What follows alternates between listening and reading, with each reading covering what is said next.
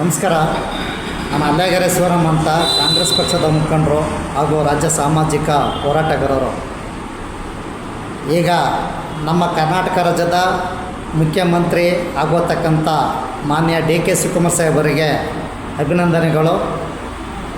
ಮಾನ್ಯ ಡಿ.ಕೆ. ಶಿವಕುಮಾರ್ ಸಾಹೇಬರು ಕರ್ನಾಟಕ ರಾಜ್ಯದ ಮುಖ್ಯಮಂತ್ರಿ ಆಗಬೇಕೆಂದು ಈಗ ಆಲ್ರೆಡಿ 6 ತಿಂಗಳ ಹಿಂದೆ ಹಲವು ಸಂಘಟನಾ ಮುಖಂಡರುಗಳು, ಪಕ್ಷದ ಮುಖಂಡರುಗಳು, ಪಕ್ಷದ ಕಾರ್ಯಕರ್ತರುಗಳು ಹಲವಾರು ದೇವಾಲಯಗಳಲ್ಲಿ, ಮಸೀದಿಗಳಲ್ಲಿ, ಚರ್ಚ್ಗಳಲ್ಲಿ ಪೂಜೆ ಪುರಸ್ಕಾರಗಳನ್ನು ಮಾಡಿದ್ದಾರೆ.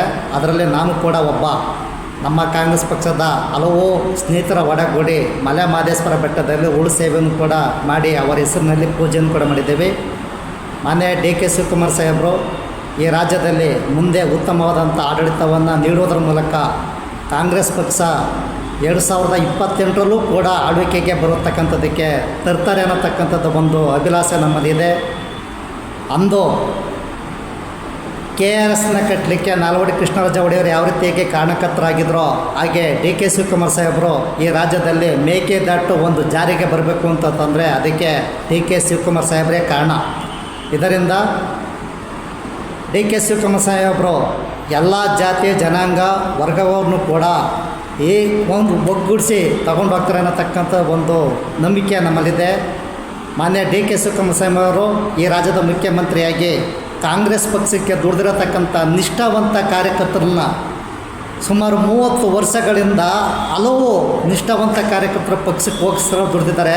ಅವ್ರಿಗೆ ಯಾವುದೇ ರೀತಿಯಾದಂಥ ಸ್ಥಾನಮಾನಗಳು ಇಲ್ಲಿವರೆಗೂ ಕೂಡ ಸಿಕ್ಕಿಲ್ಲ. ಕಾಂಗ್ರೆಸ್ ಆಫೀಸ್ನ ನೋಡಿದಿರತಕ್ಕಂಥ ವ್ಯಕ್ತಿಗಳಿಗೆ ಇವತ್ತು ಅಧಿಕಾರ ಅನ್ನತಕ್ಕಂಥದ್ದು ಸಿಕ್ಕಿದೆ.